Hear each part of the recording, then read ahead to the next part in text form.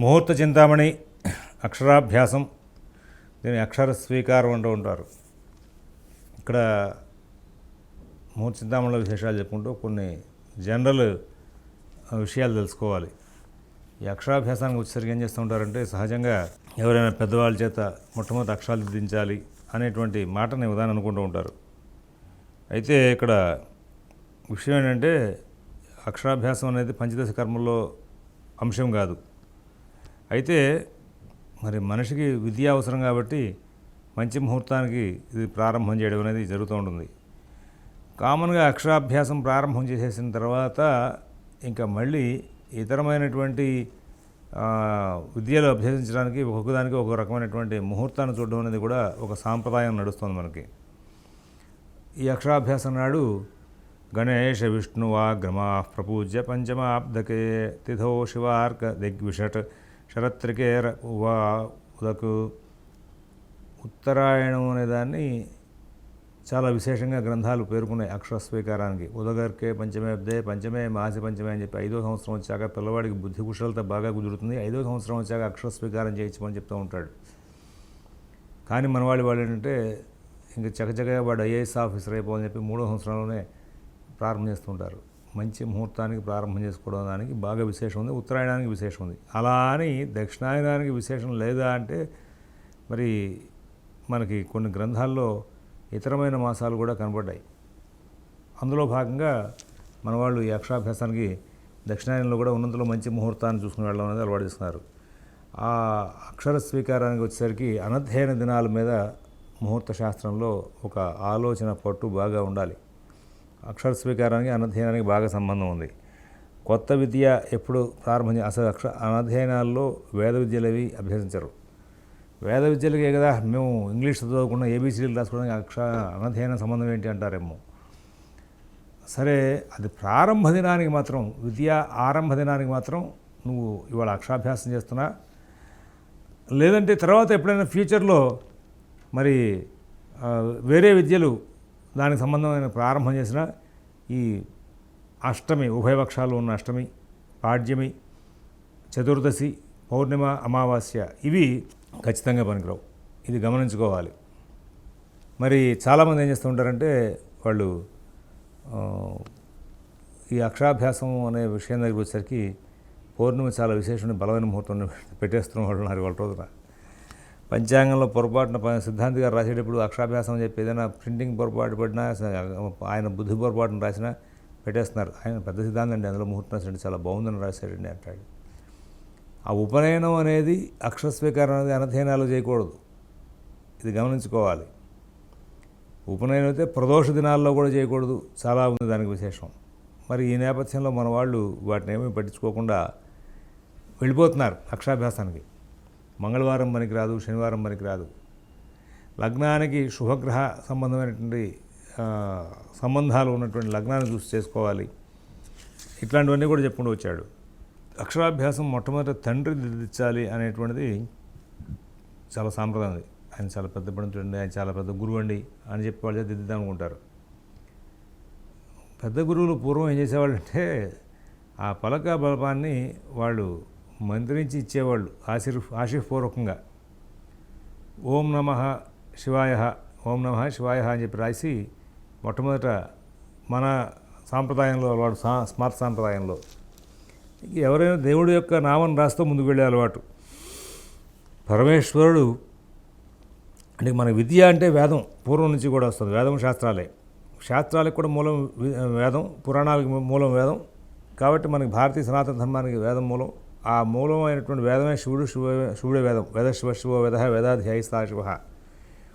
సరే, ఇవాళ శివద్వేషం, శివుడి మీద ప్రేమ ఉన్నవాళ్ళు లేనివాళ్ళు ఉంటూ ఉంటారు. ఈ వేదంలో ఇక్కడ నరనారాయణులకి భేదం కనబడదు. నమ్మకం లేనిదే వేదం లేదు. ఆ నమ్మకంలో మధ్యలో చక్కగా నమశివాయ అని వస్తుంది. అది చెప్పకుండా వేదం పూర్తవదు. కాబట్టి అందరూ నమశివాయని పలకాల్సిందే ఆ నోటితో. నమశివాయని పలకకుండా వేదం పూర్తవదుగా. మరి నమశివాయని పదం లేకుండా వేదం లేదు. మరి కాబట్టి వేదం చదువుకున్నాడంటే నమశివాయ అనాల్సిందే. అందువలన ఇక్కడ శివద్వేషం, శివుడి మీద ప్రేమ ఇవన్నీ ప్రదర్శించారా చర్చలు కూడా చేసుకోకూడదు. అర్థమైందా? కాబట్టి వేదంతో ఏమంటే పదం పలకకుండా వేదం పూర్తవుతుందా అని ఎవరిని అడగండి. ఎంతమంది వేద పండితులు అడగండి, జగద్గురువుల దగ్గరికి వెళ్ళండి, లేకపోతే మీకు తెలిసిన పీఠాధిపతుల దగ్గరికి వెళ్ళండి, స్వామివారి దగ్గరికి వెళ్ళండి. కాబట్టి ఆ శివుని పలకాల్సిందే. కాబట్టి వేద శివో వేద అన్నారు కాబట్టి వేదమే శివుడు, శివుడే వేదం అన్నారు కాబట్టి అసలు విజ్ఞానం అంటే భారతీయ సనాతన ధర్మానికి వేదమే కాబట్టి మనకి సాంప్రదాయంలో ఓం నమః శివాయ అని చెప్పి రాయడం మొదలెట్టారు. అంటే నాకు శివుడు అంటే పడదండి, నేను రాయనని చెప్పేసి ఎవడోడు కొత్త విధానాలు రాసుకుంటూ ఉంటారు. అది వాళ్ళ కర్మ, మనం ఏం చేయలేం, రాసుకుని వెళ్ళిపోతూ ఉంటారు. అది అయితే సాంప్రదాయబద్ధంగా మొదటి నుంచి ఇతరమైనటువంటి పద్ధతిలో అక్షర స్వీకారం చేయించడం అనేది అలవాటు ఉన్న వాళ్ళు ఉన్నారు. ఓంకారం రాయాల్సిన ఎవరు రాసినా సరే సృష్టి ఆరంభం నుంచి అట్లాంటి అలవాటు ఉన్నటువంటి పరంపర ఉన్న వాళ్ళు రాసే దాంట్లో మనం దాన్ని తప్పు పట్టకూడదు. మళ్ళీ ఇందాక నేను మాట్లాడిన మాట మళ్ళీ వెనక్కి తీసుకున్నాను. అందులో ఇప్పుడు కొత్తగా వచ్చే ట్రెండ్, నేను బలాన్ని రాయిస్తాను, నేను ఏబీసీలు రాయిస్తాను, లేకపోతే ఇంకోటి రాయిస్తాను అనే వాళ్ళ కర్మ వదిలేయడం. ఇంక మనం ఏం చేయలేం. మనకి మాత్రం భగవత్ నామంతో అక్కడ ప్రారంభం చేయడం అనేది అలవాటు ఉంది. కొంతమంది వాళ్ళకంటే ఓ నమో నారాయణాయ అని రాయిస్తారు. కొంతమంది అట్లా భగవన్ నామం రాయించిన తప్పేం కాదు. ఓంకారంతో ప్రారంభం చేసి ఆ నామం రాయడం. ఇక్కడ గణపతిని అర్చించాలి, విష్ణువుని అర్చించాలి, సరస్వతిని అర్చించాలి, లక్ష్మీదేవిని పూజించాలి. చేసిన తర్వాత 5వ సంవత్సరం వచ్చిన పెదప మంచి రోజున ఇక్కడ పంచమాబ్దకే అన్నాడు. 5వ సంవత్సరం వచ్చాక మంచి రోజుల్లో ఏకాదశి, ద్వాదశి, దశమి, విధియ, షష్ఠి, పంచమి, తదియ దినాల్లో ఉత్తరాయణంలో స్పెషల్గా చెప్పాడు. పైన దిగ్విషట్ శరత్రికే రవా ఉదక్ అన్నాడు. అంటే ఉదక్ ఉత్తరాయణంలో లఘుశ్రవో నిలాస్య ఖాదితి శతక్షమిత్రభే చరోన సత్తనౌ శిశోర్లిపి గ్రహస్సుంతాం. అక్కడ హస్తాశ్విని, పుష్యమి, శ్రవణం, స్వాతి, రేవతి, పునరుసు, ఆర్ద్ర, చిత్త, అనురాధ నక్షత్రాల్లో, సోమ, బుధ, గురు, శుక్రవారాల్లో అని చెప్పి చెప్పుకొచ్చాడు.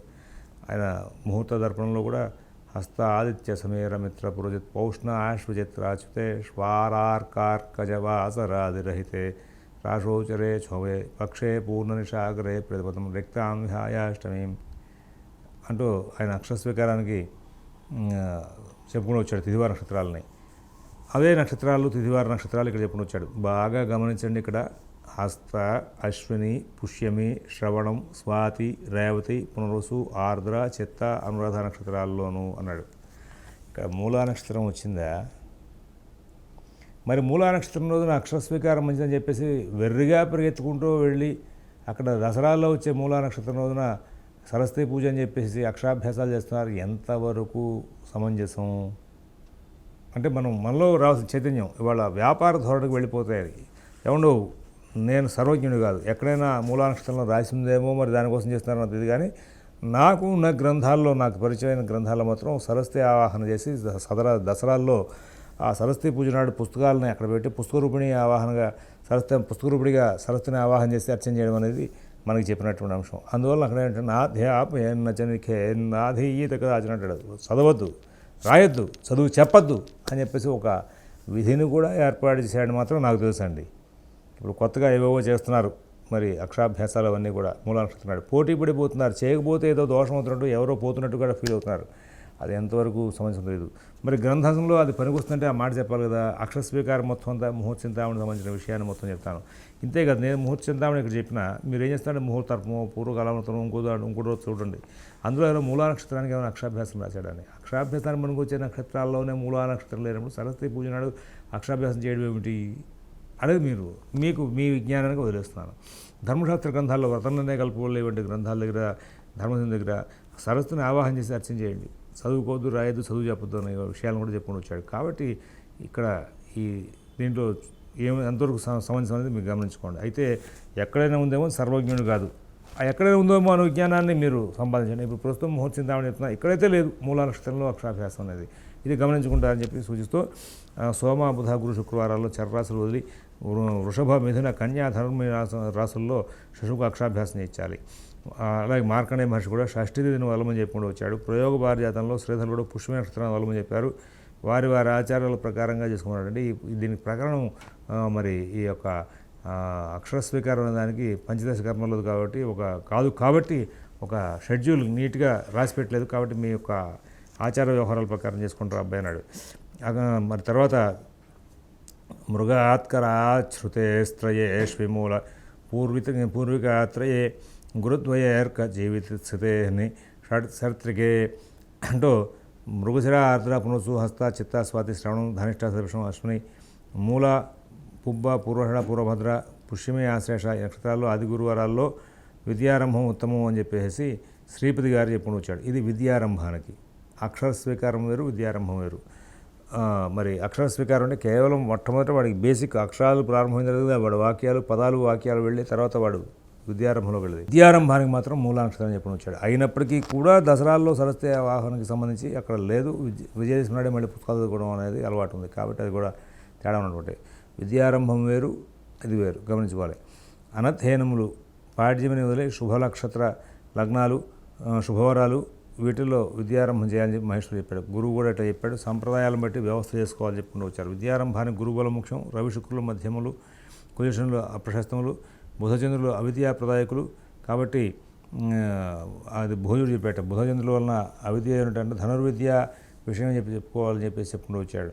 అంటే ధనుర్విద్య వాటికి ఇక్కడ షష్ఠి, పంచమి, తదియ, ఏకాదశి విధియ ప్రశస్తాలు, అనధ్యయన దినాలు, తిథులు పాడ్యమి కూడదని చెప్పి మహేశ్వరులు చెప్పుకుంటారు. కేంద్ర కోణాల్లో శుభగ్రహాలు ఉండగా విద్యారంభం శుభులు కానీ పాపులు కానీ 8వ ఇంట ఉండకూడదు.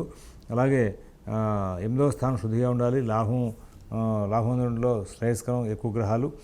సమస్త శుభకార్యాలకు కూడా ముందు 3, 5, 7, 9 రోజుల్లో అంకురారోపణ నక్షత్రాలందు అంకురారోపణ చేయాలి. అగ్నియాధానం, గర్భసంస్కారం, జాతకర్మ, నామకరణలు వదిలి మిగిలిన సర్వ శుభాలకి కూడా అంకురారోపణ చేయాలని చెప్పి సోనుకులు చెప్పుకుంటూ వచ్చారు. అత్యవసరమైన సద్యస్కాలం ఉంది చేయమని చెప్పేసి గురువు కూడా అంటే ఆ పూటకి అప్పటికప్పుడు చేసేసుకోమని చెప్పుకుంటూ వచ్చాడు. హస్తాస్వాతి శ్రవణం, రోహిణి, మూల, మఘ, శ్రవణం, అనురాధ, రేవతి, ఉత్తర ఆశ్రయ శతభిష నక్షత్రాలందు, మేషం, కన్యా, ధనస్సు, వృశ్చికలగ్నందు, త్రయోదశి, చవితి, నవమి తిథి, చతుర్దశి వదిలి, పంచపర్వాలు వదిలి, శుక్రగురు, సోమ, బుధవారాలు వదిలి వీరి అంశాలందు బీజావాపన చేయాలని అంటే ఈ యొక్క అంకురారోపణ చేయాలని చెప్పేసి చెప్పుకుంటూ వచ్చాడు. ఇక్కడ విద్యారంభం చెప్పాడు, అక్షర స్వీకారం చెప్పాడు. ఇక్కడ ఇందులో మూలా నక్షత్రం నాడు చేసేటువంటి అక్షరాభ్యాసం గురించి అక్కడ మాట్లాడలేదు. కాబట్టి మీరందరూ కూడా విజ్ఞతతో దీన్ని గమనించుకుని ముందుకు వెళ్తారని చెప్పి ఆశిస్తూ స్వస్తి.